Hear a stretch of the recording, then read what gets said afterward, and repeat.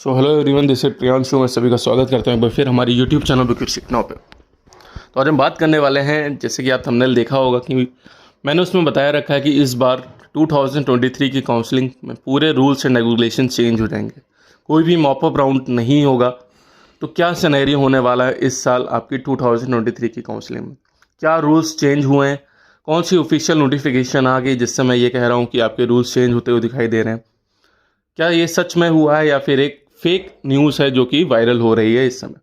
तो यही सारी चीज़ें पर मैं डिस्कस करने वाला हूँ। सारी चीज़ें आपको डिटेल में बताऊँगा कि कौन कौन से रूल्स चेंज होते हुए दिखाई देंगे, ना कि आपकी सिर्फ ऑल इंडिया काउंसलिंग में बल्कि आपकी स्टेट काउंसलिंग में भी चेंज होते हुए दिखाई देंगे, जो कि आपका मैसिव इम्पैक्ट आपको काउंसलिंग में देखने को मिलेगा इन 2023 नीट पीजी काउंसलिंग।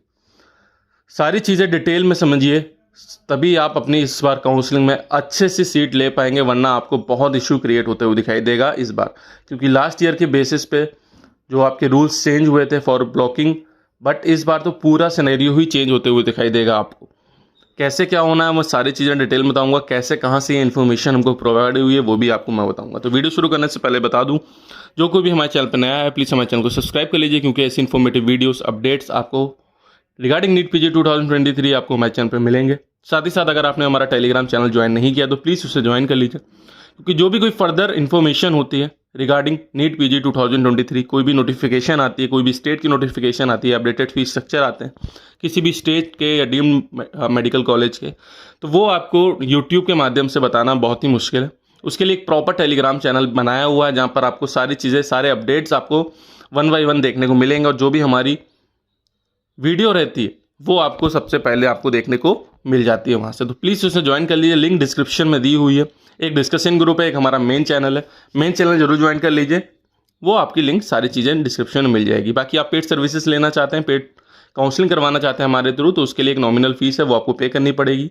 उसके बाद हमारे काउंसलर एक्सपर्ट्स आपसे कांटेक्ट करेंगे और आपको फर्दर चीज़ें प्रोवाइड कराई जाएंगी, कैसे कि आपको गो थ्रू करना है अपने नीट पीजी 2023 की काउंसलिंग, क्योंकि रूल्स एंड रेगुलेशन पूरे चेंज हो गए। अगर आप ध्यान से करेंगे नहीं तो आपको सीट नहीं मिलते हुए दिखाई देगी।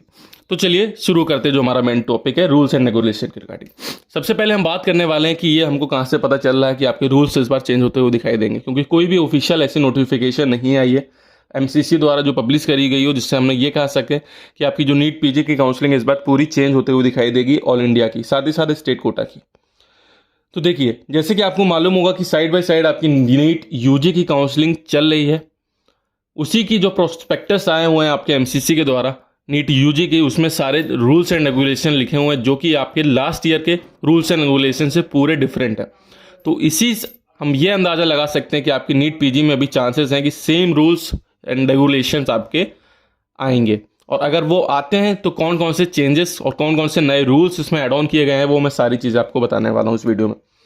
सबसे पहले, जैसे कि मैंने कहा कि मॉप अप राउंड नहीं होगा, तो उसकी जगह क्या होगा? क्या काउंसलिंग फर्स्ट राउंड और सेकंड राउंड में ही खत्म हो जाएगी, या कोई स्टे वैकेंसी राउंड होगा, या मॉप अप राउंड होगा या नहीं होगा? तो सारी चीज़ें मैं डिटेल में बताता हूँ आपको स्टार्टिंग से। तो सबसे पहले जैसे क्या होता था, पहले की अगर बात करते हैं 2022 के पहले की, उसमें क्या होता था कि राउंड 1 होता था, राउंड 2 होता था, देन मॉप अप राउंड होता था, देन स्टे वैकेंसी राउंड होता था। ये 4 पार्ट्स में आपकी काउंसलिंग डिवाइड हुआ करती थी।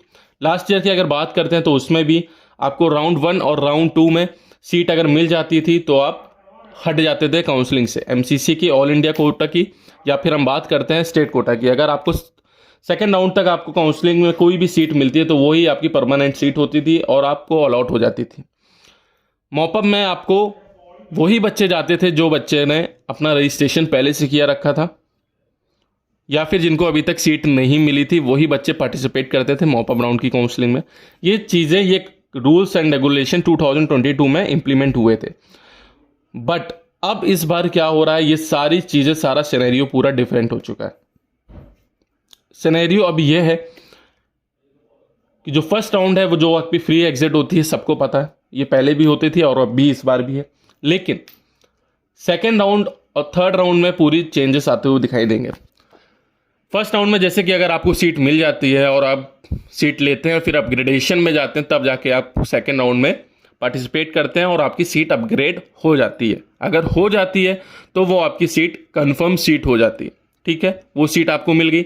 अगर वो भी आपको सेटिस्फाई नहीं होती तो फिर आप फिर से अपग्रेडेशन में जा सकते हैं इस बार, मतलब अब थर्ड राउंड, जैसे कि पहले कहा जाता था मॉप अप राउंड जिसको, अब इस बार थर्ड राउंड कहा जाएगा।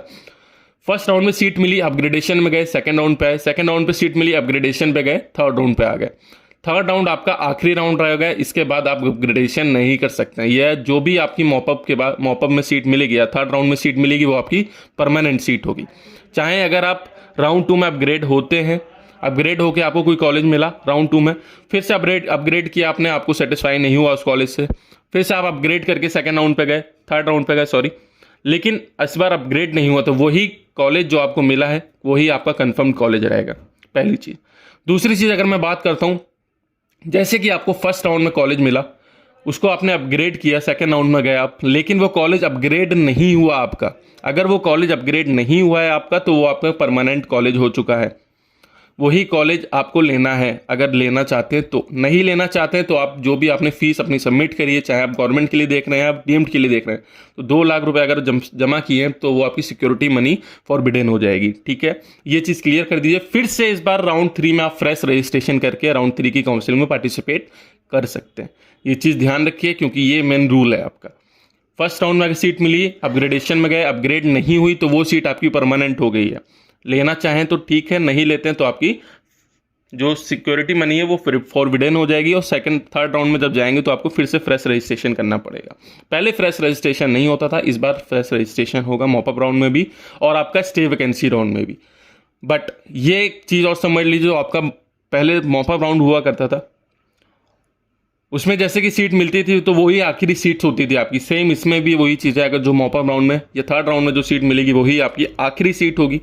स्टे वैकेंसी राउंड में वही पार्टिसिपेट बच्चा कर पाएगा जिसको पहले कोई भी सीट नहीं मिली है, वही बच्चा स्टे वैकेंसी राउंड में जा पाएगा। चाहे आप स्टेट कोटा की बात करें या ऑल इंडिया कोटा की बात करें, कहीं पर भी अगर सीट मिली है बच्चे को और बच्चे ने सीट नहीं ली है, फॉरबिडन करके आगे बढ़ता रहा, तो वो बच्चा स्टे वैकेंसी राउंड में पार्टिसिपेट नहीं कर पाएगा। वही बच्चा करेगा जिन्होंने कोई भी सीट नहीं मिली है या जिन्होंने रजिस्ट्रेशन नहीं किया था, तो फ्रेश रजिस्ट्रेशन करके वो अपना स्टे वैकेंसी राउंड में पार्टिसिपेट करेंगे। इसमें भी एक चेंजेस है। मेन चेंज ये है कि पहले क्या होता था कि जो आपकी स्टे वैकेंसी राउंड होती थी वो आपके कॉलेज कंडक्ट कराते थे, डीम्ड कॉलेज के पास सीट चली जाती थी, फिर डीम्ड कॉलेज अपने हिसाब से सीट को आगे पीछे बेचते थे, सिंपल लैंग्वेज में अगर बात करते हैं। बट अब ऐसा नहीं होगा। स्टे वैकेंसी में जितने भी डीम्ड मेडिकल कॉलेज होंगे उसकी भी काउंसलिंग अब एमसीसी करवाएगा। जी हाँ, एमसीसी ने क्लियर कर दिया कि जो स्टे वैकेंसी राउंड होगा चाहे वो डीम्ड कॉलेज का हो, वो अब एमसीसी कंडक्ट कराएगा इन ऑल इंडिया कोटा। साथ ही साथ जैसे कि ऑल इंडिया कोटा में इतने सारे चेंजेस होते हुए दिखाई दे रहे हैं, तो उसी हिसाब से आपको कहीं ना कहीं स्टेट में भी चेंजेस जरूर दिखाई देंगे। अभी स्टेट की कोई फर्दर इन्फॉर्मेशन नहीं आई है, बट जैसे ही कोई फर्दर इन्फॉर्मेशन आती है, कोई भी प्रोस्पेक्टस आता है काउंसलिंग से रिलेटेड, तो वो चीज़ भी आपकी क्लियर होते हुए दिखाई देगी। क्या ये सेम रूल्स आपके फिर से इसमें लगेंगे? स्टे वैकेंसी राउंड में क्या सीन होने वाला है स्टेट कोटा में? तो ये सारी चीज़ें, जो भी चीज़ें होप करते हैं जैसी जल्दी जल्दी आपकी प्रोस्पेक्टस आना शुरू होंगे, चाहे ऑल इंडिया कोटा के या किसी भी स्टेट के, तो आपको सारी चीज़ें क्लियर आउट होते हुए दिखाई देंगी कि कैसे क्या आपको इस बार की काउंसलिंग करना है। क्योंकि फ्री एग्जिट जो है वो सिर्फ राउंड 1 में जैसे हमेशा होती थी, बट राउंड 2 आपका नॉर्मल राउंड हो गया। अब मॉपअप राउंड जो है आपका मेन राउंड हो गया, जहाँ पर आप अपग्रेड करते करते मॉपअप तक पहुँच सकते हैं और अगर आपको कोई अच्छी सीट मिल जाती है तो आपको वही लेके ख़त्म कर देनी है आपकी ऑल इंडिया काउंसलिंग या ऑल इंडिया की जितनी भी काउंसलिंग है इंडिया में, सारे स्टेट से आप बाहर हो जाते हैं। अब जो रहेगा वो स्टे वैकेंसी राउंड बहुत ही महत्वपूर्ण रहेगा, क्योंकि इसमें लॉटरी लगने की बहुत ज़्यादा चांसेस होगी, लेकिन उन्हीं स्टूडेंट्स को जिनको एक बार सीट मिल गई, जिन्होंने सीट नहीं ली या जिनको एक भी बार सीट नहीं मिली, उनके लिए बहुत बेनिफिशियल होने वाला है ये स्टे वैकेंसी राउंड। क्योंकि इसमें आपके मॉपअप के बाद जितने भी सीट्स जो भी बच्चे ब्लॉकिंग करके बैठे हैं वो सब आपकी रिलीज़ होगी इन स्टे वैकेंसी राउंड, और स्टे वैकेंसी राउंड में भी काफ़ी अच्छी सीट्स आपको देखने को मिलेंगी। हालांकि जैसे कि आपको मालूम था कि जो NRI सीट्स होती थी वो स्टे वैकेंसी में राउंड में आके अब वो नॉर्मल फीस पे ही आपके एडमिशन करवाया जाएगा, ऐसा भी नोटिफिकेशन आया है। मतलब जो मैनेजमेंट या NRI अदर्स कोटा से जो सीट होती है आपके डीम्ड कॉलेजेस में, वो कॉलेजेस की सीट्स आपकी अगर स्टे वैकेंसी तक आती है तो उनको कन्वर्ट करके इंडिया के फीस पे आपका एडमिशन लिया जाएगा। तो ये एक अच्छी चीज़ है, इसमें बहुत सारा प्रॉफिट भी देखने को मिलेगा बच्चों को, अच्छी सीट भी मिल जाएगी और सेम बजट पे मिलेगा, क्योंकि NRI का बजट आपको भी मालूम होगा कितना ज़्यादा हाई जाता है। तो ये रूल्स एंड रेगुलेशंस इस बार चेंज होते हुए दिखाई देंगे।